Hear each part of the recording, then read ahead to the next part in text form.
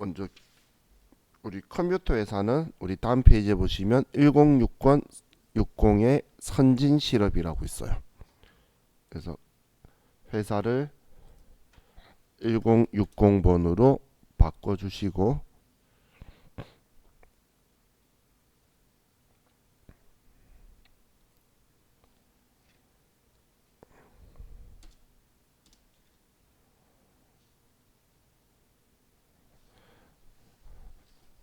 자, 우리가 조회를 할 건데,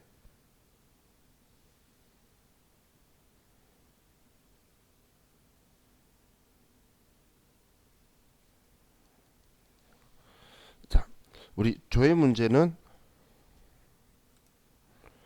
일단 장부 관리 여기에서 주로 많이 볼 거고, 그리고 여기에 재무상태표나 아니면 손익계산서 이것들을 좀 볼 거예요. 그리고 부가가치세 신고하고 관련된 거는 여기 부가가치에서 여기 두 개 메뉴를 사용해서 우리가 볼 거예요. 그래서 먼저 제가 여러분한테 설명드릴 거는, 자, 이 장부를 저는 어떨 때 여기에 들어갑니다라는 걸 먼저 설명을 드릴게요. 근데 지금 제가 설명드리는 건 제가 앞에 수식어를 이렇게 달았죠. 저는 이럴 때 이렇게 들어갑니다라고. 그죠? 그러면 여러분한테 꼭 그렇게 들어가라는 게 아니에요. 저는 이렇게 가니까 편하더라. 그래서 빨리 보더라. 그럼 제가 사실대로 말할게요. 이거 안 알려드릴 거예요. 이거 왜 안 알려드리냐면 못 알려드려요. 이건 제가 주로 사용하던 시절에 있는 게 아니라 몇 년 전에 만들어진 장부예요. 이 프로그램에서 이 K랩에만. 그런데 편리하게 쓰시는 분은 이건 편리하게 써요. 제가 쓰는 이 장부들을 모아서 편리하게 한 번에 뭉쳐 놓은 건데, 저는 얘를 안 써봤기 때문에 얘가 시간이 더 걸려서 얘를 안 들어가는 거예요. 그럼 여러분은 뭐 전부 다 똑같은 상태니까 여기 들어가서 써보시고, 얘가 편하면 이걸 쓰셔도 되는 거예요. 그래서 본인이 편리한 걸 들어가서 보시는 건데, 근데 몇 가지는 꼭 여기에 들어가야 되는 것들이 있어요. 거기에서만 볼 수 있는 거. 그래서 자, 우리 장부를 이제 하나씩 하나씩 설명드리면, 첫 번째 거래처 원장이라는 게 있죠. 자, 그럼 장부 조회할 때에 첫 번째 거래처 원장이라는 장부는, 얘는 문제에서 계정 과목을 알려주고, 그리고 거래처를 알려주거나 거래처를 물어볼 때, 그때 거래처 원장에 들어가면 얘가 제일 편해요. 근데 주로 물어보는 얘가 이런 거예요. 뭐 외상 매출금 회수나 아니면 발생액, 혹은 뭐 외상 매입금 우리 상환이나 아니면 발생액, 혹은 우리 계정 과목이 가장 크거나 혹은 작은 거래처, 이런 것들을 물어봐요. 그리고 뭐 당연히 계정 과목의 거래처의 잔액 이런 것도 물어보는데, 이때 여기에 들어가는 게 뭐 가장 효율적이다라고 생각을 해요, 저는. 근데 이 거래처 원장은 우리가 한번 들어가 본 적이 있어요. 들어갔던 기억 있으신가요? 우리가 일반 전표나 메인 매출 전표 전에 입력할 때에 우리 계약금 주고받은 거에 대해서 날짜 알려주면 일반 전표를 가고, 날짜를 안 알려주면 거래처 원장 가서 보라라고 제가 한번 이야기한 적이 있었는데, 그때도 계약금이니까 계정 과목 알죠? 그리고 어디 거래처에 뭔가를 주고받은 걸 알잖아, 메인 매출 전표에서는. 그러니까 거래처 원장에 가서 그 거래처의 선급금이나 선수금의 잔액을 확인했던 거예요. 이럴 때 많이 써요. 자, 그럼 거래처 원장을 한번 들어가 볼게요. 자, 이 거래처 원장을 들어가서, 자, 1월부터 3월까지로 먼저 조회할게요. 1월부터 3월까지. 그럼 1월 1 엔터 엔터 3 엔터 엔터 이렇게 치시면 돼요. 그럼 계정 과목에 그냥 우리 외상 매출금이라고 할까요? 그리고 거래처는 딱 한 군데를 알면 거기를 쓸 건데 만약에 큰 곳 물어보면 전부 다 나와야 되겠죠. 그러면 엔터 엔터 치시면 처음부터 끝까지 나와요. 처음부터 끝까지.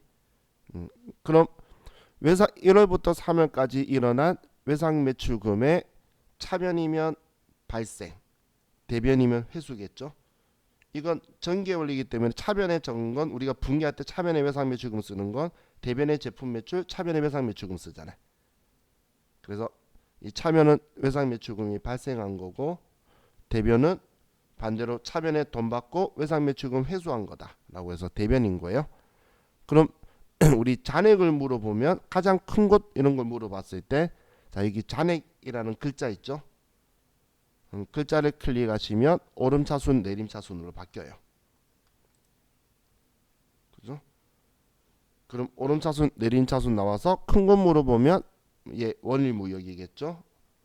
그럼 가장 큰 곳의 거래처명이나 거래처 코드와 금액은 얼마인가 이렇게 해서 두 개 쓰도록 이런 식으로 문제가 나오기도 하고, 자, 이 인천전자를 가지고 봤을 때, 자, 제가 외상 매출금의 회수는 대변이다. 저는 이런 말했던 게 이런 식으로 나와요. 그럼 어느 게 회수인지 얘 가지고 같으니까 그럼 명보전자를 보면 금액이 틀리죠. 그러면 어느 게 회수고 어느 게 발생인지를 여러분이 인지하셔야 되니까 분기할 때를 생각하시면 돼요. 분기할 때 차변에 돈 받고 대변에 외상 매출금 쓰는 게 회수하는 거죠. 분기할 때 차변은 돈 들어야지 회수하는 거잖아요. 그럼 외상 매출금 계정 과목은 대변에 적혀야 회수인 거예요. 돈 받은 만큼 외상 매출금 지우는 거니까 그래서 얘가 회수고 얘가 발생이다. 이런 식으로 생각하고 여러분들이 이용하시면 되는 장부가 거래처 원장이에요. 자, 그럼 이제 다음 계정별 원장이라는 걸 볼게요.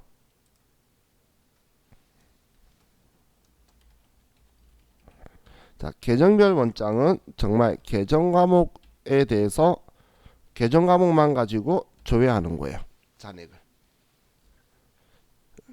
근데 저 말고 다른 선생님들 중에서는 우리 장부에서 뭔가 잔액을 조회할 때 있죠. 잔액 조회할 때 저는 여러분하고 할 때 잔액 조회할 때 합계 잔액 시산표 거의 한 군데에만 다 들어가라고 했었죠. 그런데 계정별 원장에 들어가서 조회를 시키는 선생님들도 있어요. 계정별 원장에. 근데 계정별 원장에 들어가는 걸 저는 선택을 왜 안 하냐면 우리 시험용으로는 계정 과목을 정확하게 알아야 돼요. 그래서 우리 우선 상계라든지 이랬을 때 반대되는 계정이라든지 그런 걸 정확하게 우리가 인지를 못하는 상황들이 시험 때 발생하기 때문에 저는 합계잔액 시산표를 이야기한 거고, 근데 계정 과목만 가지고 정확하게 이야기를 하면 그럼 그 계정 과목의 증감 내역 있죠. 증감이나 아니면 발생액에 대해서 볼 수 있는 거예요. 자, 그럼 이 계정별 원장에 들어가서 보면 1월부터 3월이고, 자, 이번에 외상 매입금 가지고 볼까요? 그럼 계정 과목은 하나만 가지고 전체 하면 전부 다 나와요. 그러니까 한 개만 콕 집어서 계정 과목으로 외상 매입금이다라고 쓰면 이 외상 매입금을 사용한 내역이 계정 과목을 쓴 내역이 전부 다 지금 이 기간 동안에서 전부 다 나온 거예요. 그럼 지금 우리 이 장부 조회할 때 여러분들이 주의할 게 누계는 사용하시면 안 돼요. 누계는 전기에 이월된 거하고 다 섞여 있기 때문에 이 누계는 세 달치 합이 아니라는 거예요. 세 달치의 합이 아니기 때문에 우리가 이 기간에 대해서 물어봤을 때 지금 이 장부만이 아니고 누계 적혀 있는 라인은 가급적이면 쓰지 마세요. 지금 제가 이렇게 했는데 4월부터 6월이라고 썼을 때 그때도 얘 보면 지금 차변에 와서 상환한 게 4월 달에는 없고 5월 달에 있고 6월 달에 있는데 얘 금액은 틀리죠. 지금 이 두 개 합하고는 틀리기 때문에 누계는 함부로 쓰면 안 된다는 이야기예요. 자, 그래서 이 계정별 원장은 지금 이거에 대해서 우리 거래 내역이 정확하게 얼마가 오갔는지 보는 건데, 자, 그럼 구경만 했지 제가 어떨 때 써요 라고 잘 안 하는 이유가 저는 여기 안 들어가요. 왜냐면 지금 얘네는 보기가 좀 힘들게 되어 있기 때문에, 이거보다 보기가 좀 편한 장부가 뒤쪽에 있기 때문에 그쪽으로 좀 주로 들어가요. 자, 그럼 다음 이제 현금 출납장이라고 있죠.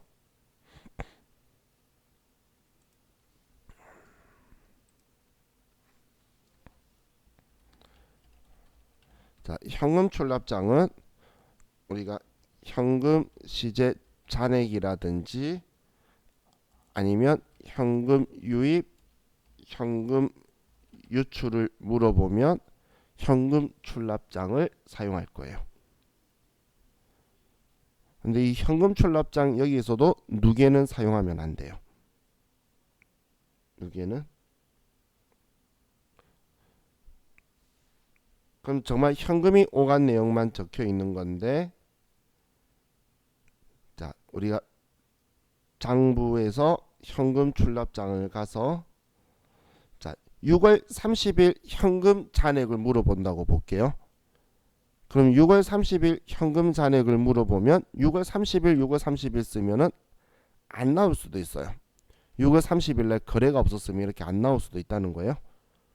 그렇기 때문에 그러면 조금 기간을 길게 6월 15일 잡으면, 어이구 이렇게 많이 했어. 그러면 마지막 거래가 있었던 잔액 있죠. 지금 마지막 거래가 발생했을 때에 이 잔액이 6월 30일의 잔액이다라고 보시면 돼요. 날짜를 조금 여유 있게 잡아가지고.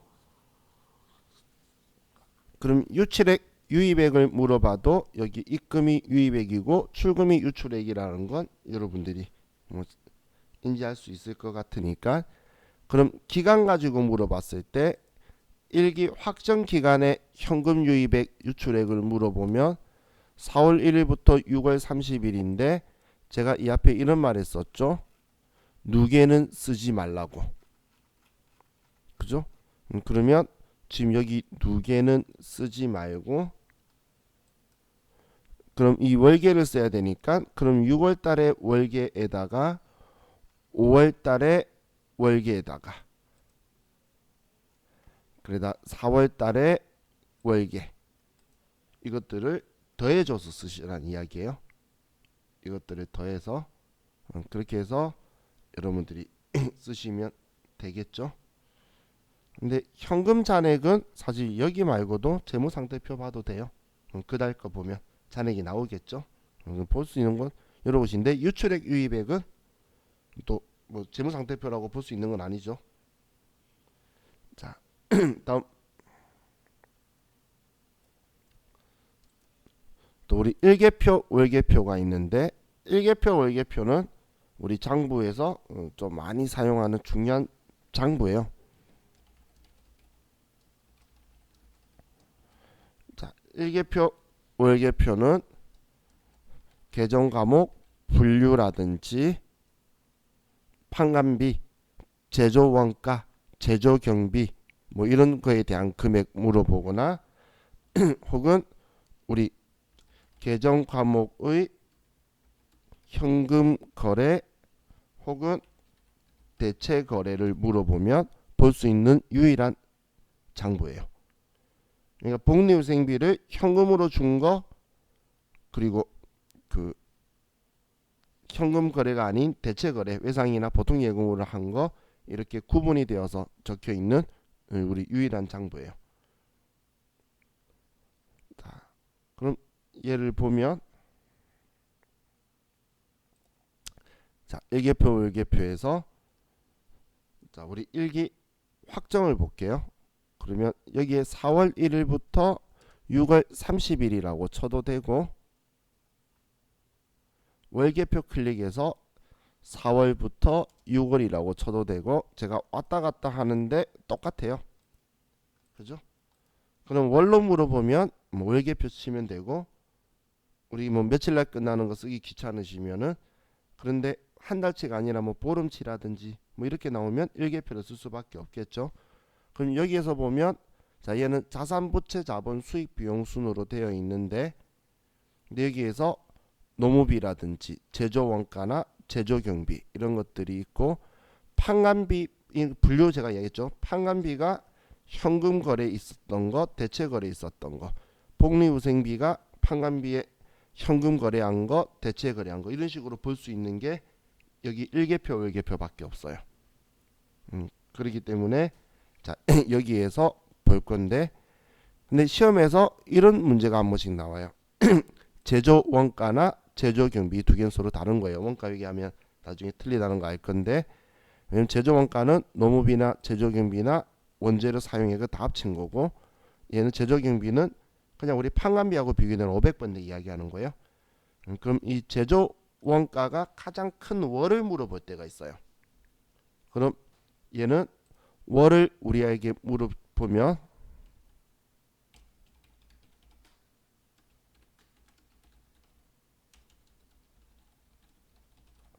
각 월별로 조회해야 돼요. 4월이다, 5월이다, 6월이다라고 해야 되지. 자, 이 장부 조금만 치면 여러분들은 아직 원클릭하는 습관이 잘 안 들어서 더블 클릭을 아직도 하시는 분들이 있을 거예요. 그럼 여기서도 더블 클릭을 하면 이렇게 뭐 튀어나오는 걸 보게 돼요. 그럼 더블 클릭하면 얘가 나오는 순간 4월, 5월, 6월이네라고 해야 하는데, 지금 제가 더블 클릭한 게 여기 제조원가에서 더블 클릭한 거예요. 그럼 제조원가에 지금 계정 과목 원재료비하고 우리 여기 보면 임금 계정 과목별로 하나씩 보여주는 거예요. 그럼 지금 첫눈에 보이는 그 화면 가지고 처리하면 안 되겠죠? 그죠? 얘는 지금 501번부터 600번까지의 계정 과목들을 지금 전부 다 지금 우리한테 보여주는 거예요. 그렇기 때문에 얘는 더블 클릭하면 안 되고, 만약에 물어보면 이렇게 하는 거예요. 월계표에서 자, 얘를 4월부터 4월이다라고 해서 우리 제조 원가가 얼마다 라고 적어 놓고, 저 같은 경우는 시험 때 이렇게 적어 놔요. 이렇게 적어 놓고, 다음 얘 5월부터 5월이다, 제조 원가 이 금액이네. 그리고 6월부터 6월 제조 원가 이 금액이네. 그럼 6월 달이 제일 크네. 이런 식으로 그냥 계산기인데 컨트롤 C 컨트롤 V가 되니까 컴퓨터에서 볼 때는 그냥 이런 식으로 적어놓고, 월별로 줘야 된다는 게 이런 이야기예요. 그래서 큰 월, 작은 월 이런 거 물어보면 기간으로 하지 말고 각각 월별로. 그래서 옛날에 한때 이걸 많이 물어봐서 제가 웃으면서 월 물어보면 노가다 문제라고 하면서 기억하라고 이야기했었는데, 요즘은 또 비교적 그렇게 많이 안 물어보고 이상한 거 물어봐요. 세무 2급 공부한 사람만 풀 수 있는 이상한 것도 물어보는데, 우리는 걱정 안 하고 나중에 다 알게 될 거라서. 자, 지금 이게 우리 일계표, 월계표고, 대체전표, 현금전표 이렇게 거래 나눠져 있는 거는 여기밖에 없다라고 생각하시면 돼요. 일계표, 월계표. 계정 과목에 현금 거래인 거, 계정 과목에 대체 거래인 거, 이런 것들을 구분할 수 있는 건 여기밖에 없다. 근데 지금 이런 작은 분류를 볼 수 있는 곳이 우리가 여기 합계잔액 시산표에서 본 적이 있어요. 근데 합계잔액 시산표는 제가 6월 말이라고 치면 얘는 아무 말 없이 그냥 1월 1일부터 6월 30일까지의 합계하고 잔액만 보여주는 거예요. 그럼 4월 1기 확정걸 물어보면 여기서 볼 수 없다는 거예요. 얘가 단점이에요. 대신 지금 얘는 일계표, 월계표는 1월부터 6월까지 해서 똑같은 값들을 다 보여줄 수도 있고, 얘는 그리고 4월부터 6월도 보여줄 수 있으니까 얘가 좀 더 광범위하게 기간을 조절할 수가 있죠. 근데 합계잔액 시산표 우리가 쓰는 이 장부는 그냥 이 날짜의 잔액용으로만 쓰지 전체 같은 합계용으로는 그래서 제가 안 쓴다고 저는 이야기를 한 거예요. 무조건 1월 1일 거부터 합계가 다 나오거든. 지금 내가 쓴 날짜까지. 그래서 합계 시산표는 좀 우리가 불편한 점이 없잖아 있긴 해요. 하지만 장점은 이 현금 거래가 있기 때문에 현금 잔액을 볼 수 있다는 장점은 있어요. 일개표, 월개표는 또 현금이 안 나오거든. 지금 우리는 엄청 행복하게 생각하면서 봐야 돼요. 옛날에 제가 처음 부기 수업할 때 이 장부들을 작성하는 방법을 가르쳐 주는 것도 수업 내용이었어요. 손으로 쓰는 거, 분개해 놓은 거 보고 우리는 정말 행복하죠. 컴퓨터가 전표 입력만 해놓으면 다 만들어 주잖아요. 그죠? 그렇기 때문에 얘가 좀 더 쉬워요. 자, 그럼 이제 다음에는 분계장 필요 없어. 이거는 분계장은 한 번만 보시면 우리가 분계한 내용 있죠. 전부 다 들어오는 거예요. 그냥 우리 분계한 거 전부 다 들어오는 게 분계장이에요. 저 어릴 때 이거 이해 못했어요. 왜 이해 못했냐면 전표 입력을 하는데 분계장을 왜 또 만드는지 모르겠는 거예요. 두 번 쓰고 있는 거잖아요. 그죠? 저만 그렇게 생각하나요? 근데 저는 이해가 안 가더라고. 자, 그래서 이건 그냥 분계만 들어온 거니까 여기서 뭔가를 줘야 한다는 거 의미가 없겠죠. 여기서 뭘 빼야 일반 전표 가지. 근데 메인 매출 전표 입력한 것도 전부 다 들어오는 거예요. 일반 전표, 메인 매출 전표. 이건 딱 그림이 메인 매출 전표에서 온 거죠. 부가세, 예수금, 제품 매출. 그래서 분계했던 건 전부 다 들어오는 거예요. 얘는. 자, 다음 이제 총계정 원장. 자, 총계정 원장은 저도 시험 문제 풀이할 때는 자주 쓰는 장부인데 얘는 계정 과목을 이야기하면서 월을 질문하면 여기가 제일 편해요. 뭐 제품 매출이 가장 많은 달, 뭐 소모품비를 가장 많이 한 달을 물어본다든지 그러면 총계정 원장이 제일 쉽다고 보시면 돼요. 앞에 계정별 원장은 한 달 동안 있었던 분계가 다 있으니까 한참 내려가면서 월별로 찾아야 됐죠. 근데 총계정 원장은 이것 때문에 제가 계정별 원장을 안 들어가는 건데, 자 여기에 뭐 6개월이다. 1월 1일부터 6월까지 시험 때 상반기라는 표현도 쓰더라고요. 그럼 여기에 제품 매출이 가장 많은 달하면 제품 매출 나오죠. 그러면 월별로 얘네들이 나온다는 거예요.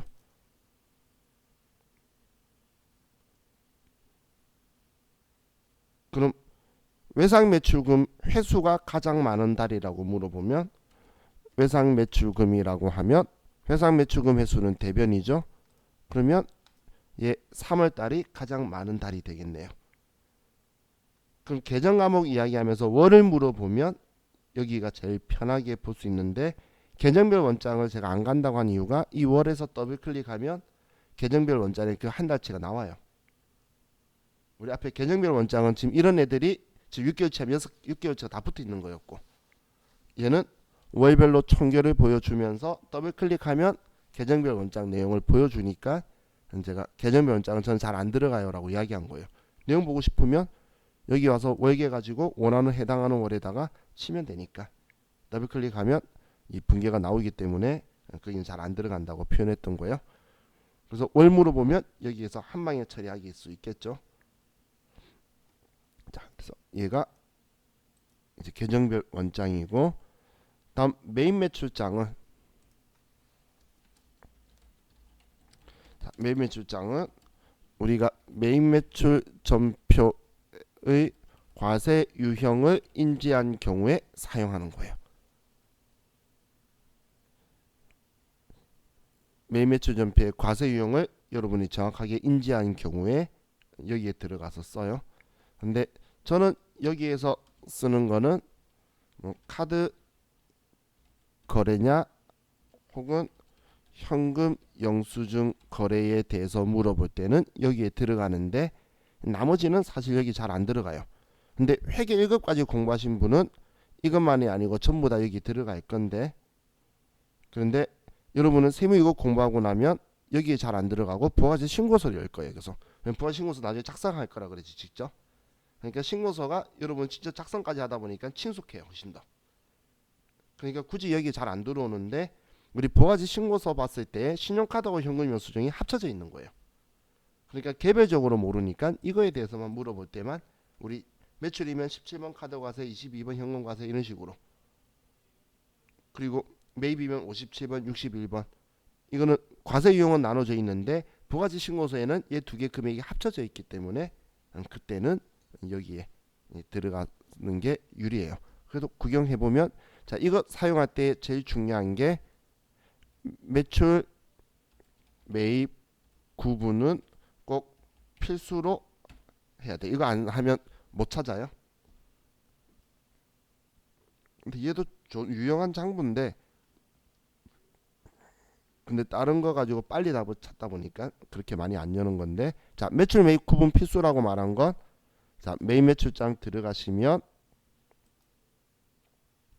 자, 4월부터 6월에서 아이고 4월 1일부터 6월 30일에서 구분 엔터 그냥 쳐버리면 1번 전체가 되는데 1번 전체로 하면 저도 못 찾아요.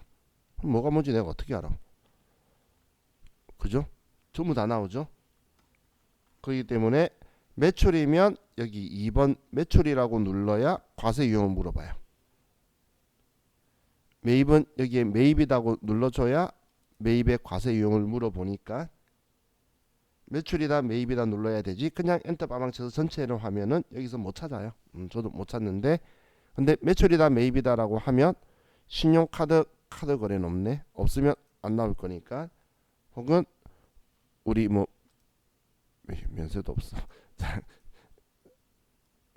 우리 11번 매출과세에서 지금 4월부터 6월이니까 그러면 이때 일어난 거에 대한 거래가 나오고 여기에 전자세금 계산서다 전자세금 계산서 아니다도 나와요.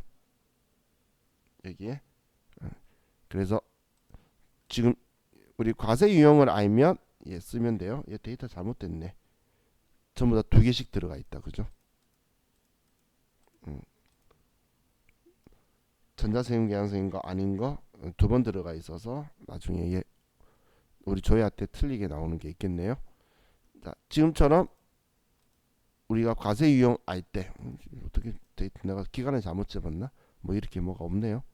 그죠? 자, 그래서 이때 들어가는 거다라고 보시면 돼요. 자, 그럼 이제 재무상태표 손익계산서도 우리가 시험 문제에서 들어갈 일이 종종 있는데 재무상태표 들어가는 거나 당연히 여기는 자산, 부채, 자본인을 물어보는데 근데 이걸 전기 말과 비교할 때 그때가 제일 유용해요. 뭐 단기과 잔액을 물어볼 때도 상관은 없는데 전기 말하고 비교할 때 제일 많이 들어가요. 우리 뭐 유동자산, 비유동자산, 유동부채 뭐 전부 다. 그럼 자, 우리 재무상태표로 가서 자, 얘 클릭을 하면 자, 아직 낮잠 쓰지 마시고 우측은 무조건 전기권은 자, 이렇게 기간이 적혀 있는데 재무상태표는 일정 시점에 재무상태를 재산상태를 보여주는 거죠. 그래서 이 날짜 기준으로 보여주는 거예요. 그럼 정기권은 무조건 정기 말에 정보를 줄 건데 단기권은 내가 여기에 쓰는 월말을 기준으로 보여줄 거예요. 6월 말 걸 보고 싶으면 여기에 6월이라고 치면 그럼 단기권은 6월 30일자 기준으로 나오는 거고 전기권은 12월 31일 기준 나오니까 그럼 단기말 정기말 거를 비교하기가 편하겠죠. 그래서 시험 문제 할 때 전기말 대비 당좌 자산은 얼마 증가하였나 이렇게 물어보면 얘 둘이 비교하면 되는 거예요. 그죠? 우리 부채에서도 우리 유동부채는 전기말 대비 얼마 증가하였나 그럼 얘 둘이 차이를 보면 되겠죠. 그래서 여기 있는 계산기 가지고 쓰면 얘 컨트롤 C 얘 컨트롤 V 되고 얘 마이너스 하면 이 차이가 난 거다. 이런 식으로 해서 전기 말하고 비교할 때의 재무상태표가 우리한테는 유용하게 보이게 돼요. 자, 다음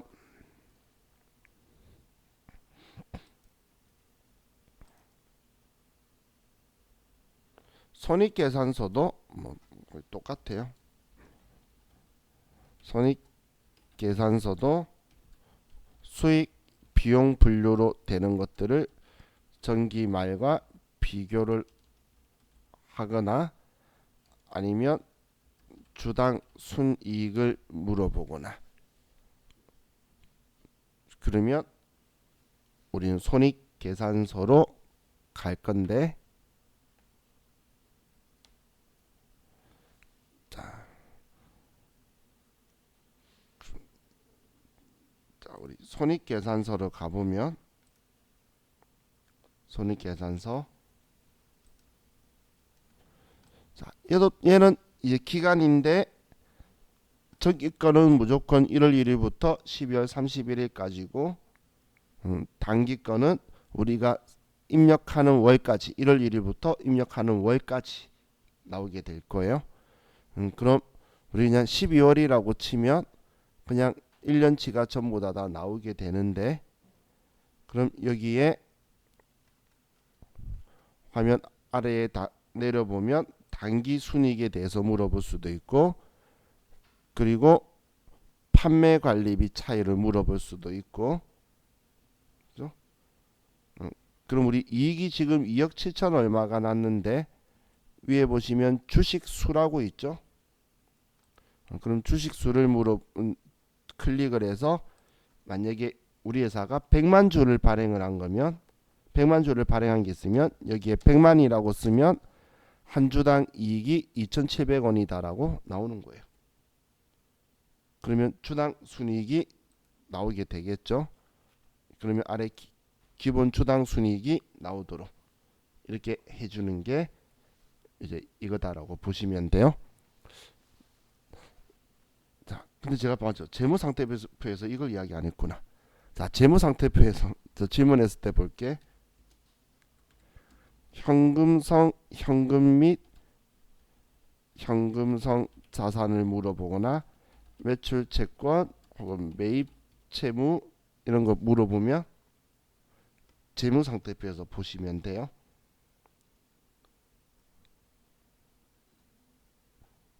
얘는 재무상태표에 가면 뭐 6월달이다. 그럼 여기에서 제출용을 누르는 거예요. 제출용. 지금 방금 쓰시는 분이 못 쓰시는데 여기에 이거 할 때에 제출용 탭을 선택하는 거예요. 제출용 탭.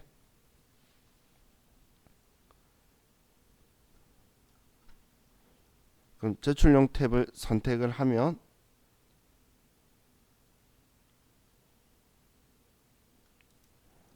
지금 여기 재무상태표에서 제출용 탭을 선택하면 현금 및 현금성 자산, 매출 채권, 또 좀 더 내려보면 매입 채무 얘네들 있죠. 얘네들을 질문할 거니까 이건 여러분이 더하기 빼기 하고 있을 게 아니죠. 현금성 자산 3개월 이내인 거 내가 어떻게 알아? 컴퓨터에서 우리 저교를 선택해 가지고 다 작업을 해 놓은 거예요. 그렇기 때문에 여기에서 이 분류를 보고 싶으면 여기에서 한다라고 보시면 돼요. 자, 그리고 그 대손 충당금도 이렇게 보면 우리가 대손 충당금이 여기 47만 원, 25만 원 이런 식으로 각각 적혀 있죠. 그런데 제출용은 전체를 쓰니까 합쳐서 대손 충당금이고, 회계에서는 얘를 음수는 괄호로 쳐준다라고 했죠. 그래서 이렇게 표현해서 얘 차감 계정이다라고 표현해 주는 거예요. 이렇게 보여줄 거예요. 자, 다음은 이제 부가가치 탭으로 가서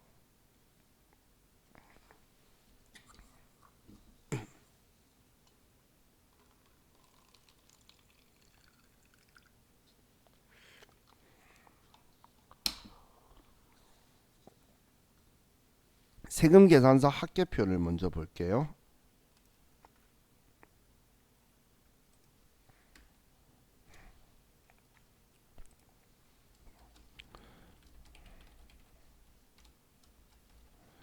자, 세금 계산서 합계표는 우리 갔을 때 우리 세금 계산서 매수에 관련돼서 뭐 많은 곳, 작은 곳, 어디에 몇 매냐 라는 건데, 세금 계산서 매수에 대해서 질문을 하면 세금 계산서 합계표가 편리해요.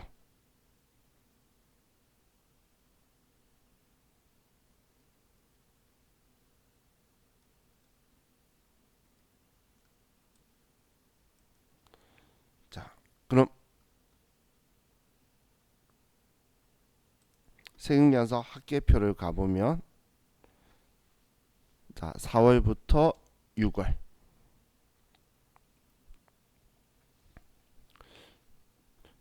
그럼 세금계산서는 제가 전에 이렇게 이야기했었죠. 우리가 그 세무서에 신고할 때 빨간색만 모아서 매출처별 세금계산서 합계표, 파란색만 모아서 매입처별 세금계산서 합계표 작성한다라고 했는데, 뒤에 있는 탭이 얘는 매출처별 세금계산서 합계표, 얘는 매입처별 세금계산서 합계표예요.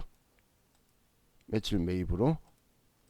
자, 그리고 아래쪽에 보면 지금 얘 데이터가 잘못돼서 똑같은 게 좀 들어가 있나? 좀 일부 들어가 있나 보네. 얘가 똑같은 게 들어가 있으니까, 그죠? 자, 보면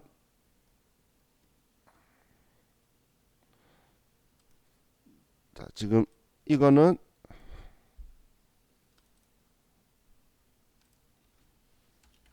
세금 계산서 합계표 제출을 안 해도 되는 거.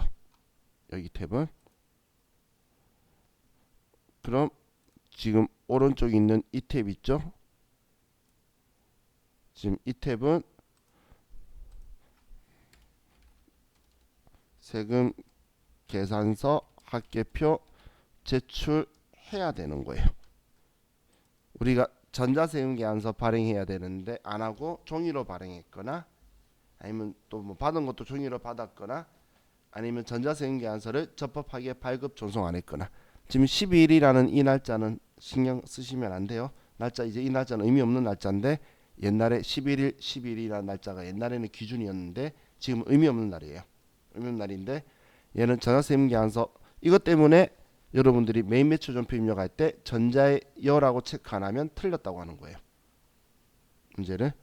그럼 거기에서 인지를 해서 여기 두 군데 쪽에 들어오게 될 건데, 그럼 여기에서 지금 위쪽에 있는 얘가 지금 위에 얘고, 얘가 지금 아래쪽 이거예요. 그럼 이쪽을 학교도 보기도 하는데, 그럼 우리 세금계산서 매수를 가지고 이야기한다라고 했죠.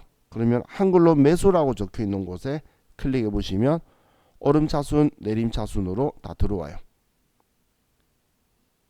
그럼 이건 부가가치 신고서를 봐도 되지만, 여러분들이 보실 때에 11번 매출과세든 12번 매출용세든 세금계산서 다 발행하는 거잖아요.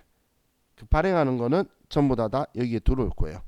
그럼 매입에는 51번 매입과세, 52번 매입용세, 54번 풀공, 55 수입 전부 다 들어올 거예요. 세금계산서 받은 건 전부 다. 그렇기 때문에 여기 세금계산서 매수를 가지고 하면 제 가장 큰 거 물어보면 뭐 오영산업으로 바로 찾을 수 있는 거고, 또 전체 발행 매수 물어보면 여기서 볼 건데, 자, 시험에서 전자세금계산서 아닌 거 혹은 전체를 물어보면 전체 데이터로 보는 거예요. 그래서 탭은 제대로 전자세금계산서 발급 전송한 거, 종이로 하거나 제대로 발급 전송 안 한 거, 얘는 다 합친 거. 그래서 이 탭만 여러분들이 주의해서 보시면 돼요. 아시겠죠? 자, 그럼 세금계산서 매수에 대해서 물어보면 세금계산서 합계표를 가고, 자, 그리고 마지막으로 이제 부가가치세 신고서인데, 자, 4월부터 6월.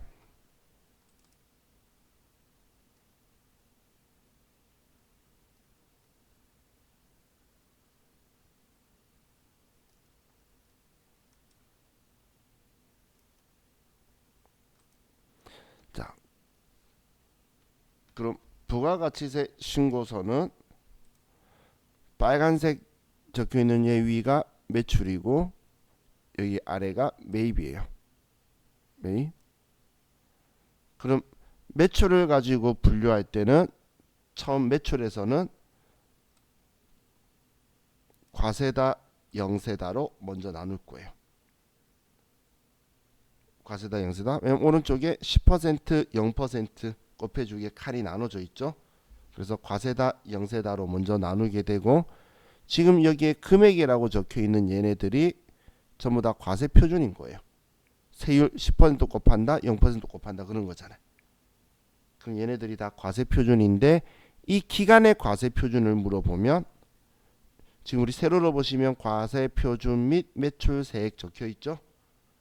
과세 표준이 얘예요. 그리고 매출 세액이 동그라미 가예요. 이건 우리 전에 부가가치세 신고서 가지고 정리하는 분기할 때 같이 봤었죠. 그래서 과세 표준 물어보면 이 금액이다라고 보시면 돼요. 그럼 10% 일반 과세에서 세금계산서 발행한 거, 신용카드나 현금 영수증 발행한 과세로 발행한 거, 정기 영수증 없는 거, 영세율 세금계산서 발행한 거, 직수출한 거 이렇게 들어와 있을 거예요. 그런데 예정신고 누락한 것도 합칠 건데 지금 이 예정신고 누락한 거는 지금 여기가 앞면인데 뒷면에 오른쪽은 뒷면이에요. 그럼 얘가 지금 여기 예정신고 누락분 여기 합계를 해가지고 보여줄 거예요. 그래서 예정신고 누락분 뭐 물어보면은 부가신고할 때 예정신고 누락분 물어보면 여기에 와서 예정신고 때 누락한 세금계산서 발행분 아니면은 영세율 세금계산서 발행분 그것들을 이쪽에 오른쪽에서 볼 수 있을 거예요. 근데 이건 너무 크게 신경 쓰면서 보지 마세요. 지금 또 앞면 틀려고 보는 거지. 나중에 얘네들까지도 여러분이 다 작성할 거예요. 직접 이 칸칸칸에 전부 다 입력을 할 거기 때문에 여러분이 뭐가 있는지를 알게 될 거니까 오늘 아직 복습하실 때도 얘는 굳이 보지 마세요. 지금 앞면 틀고 있는 거예요. 이렇게 구조되어 있었구나. 자, 그리고 매입은 매출하고 다르게 세금계산서다, 세금계산서 아니다로 나누고 있는 거예요. 세금계산서, 세금계산서 아니다로 나누고 있기 때문에 세금계산서는 영세리도모는 상관없이 여기 전부 다 들어오는 거예요. 여기. 그럼 세금계산서 아닌 거는 여기 14번에 관련된 거는 우측 아래에 그 밖에 공제세골에서 이쪽에 나와 있는 거고 여기 입력하면 여기 반영되는 방식으로 쓰고 있어요. 그럼 세금계산서 아닌데 공제해 주는 것 중에 신용카드나 현금 영수증이 여기에 있는 거예요. 여기에. 그럼 시험에서 고정자산 매입에 대해서 물어보면 고정자산이란 표현 자체가 그 세법 용어예요. 회계에서는 고정자산이라는 표현을 안 써요. 그렇기 때문에 그럼 여기 세금계산서를 받은 고정자산 매입도 있고 신용카드나 현금 영수증으로 산 고정자산 매입도 있겠죠. 그래서 고정자산 매입액 물어보면 이 두 개를 합쳐야 되고 세금계산서 수령한 고정자산 매입액 물어보면 여기 신용카드나 현금 영수증 수령한 고정자산 매입을 물어보면 여기 아무 말 없으면 두 개 합치는 것. 전에 아무 말 없이 나온 적이 있어서 두 개 다 합쳐야 되는데 자기 눈에 보이는 한 개를 먼저 쓰신 분이 있었어요. 한 개만 쓰신 분이. 그럼 많았어요. 이거 먼저 보인 분은 이거만 쓰고 이거 먼저 보이신 분은 이것만 썼는데 두 개를 아무 말 없으면 합쳐줘야 돼요. 자, 그리고 우리 이 매입세액 중에 공제 안 되는 것 16번 클릭하면 어느 정도 뒷장이라서 변해요. 우리가 막 다른 거 누르면 계속 변하는 건데 여기에 16번 금액도 틀린 말은 아니지만 정확한 거는 여기 50번에 공제받지 못할 매입세 여기에 들어오는 게 정확하게 매입세액 공제를 못 받는 거다라고 보시면 돼요. 자, 그리고 앞에 제가 얘를 말 안 했네. 12번 매입세액도 예정때 누락한 거 공제해 주니까 그럼 이것도 오른쪽에 예정신고 누락분으로 합쳐가지고 예정신고 때 누락한 거는 아직 과세기간이 안 끝났기 때문에 확정신고 때 해준다는 거예요. 근데 예정신고 때 이 앞 과세기간에 확정신고 거를 반영해 주냐 그런 건 없어요. 우리는 과세기간으로만 가는 거기 때문에 예정 때 누락한 거는 매출이든 매입이든 우리 확정 신고 때에 신고서에 집어넣어서 공제받을 수도 있고 매출세액 넣어서 납부할 수도 있다는 거예요. 자, 이게 우리 조회 문제를 조회하기 위한 장부들하고를 봤고, 자 우리 이제 좀 쉬었다가 우리 조회 문제 예 책에 있는 거 좀 보고, 그리고 스마트에이 우리 까만색 책 가지고 있는 조회 문제도 쭉 전부 다 있는 거 전부 다 쓸어서 제가 이건 나중에 조회할 때 볼 거예요 했던 것도 있었어요. 그것들 전체적으로 볼게요. 쉬었다 합시다.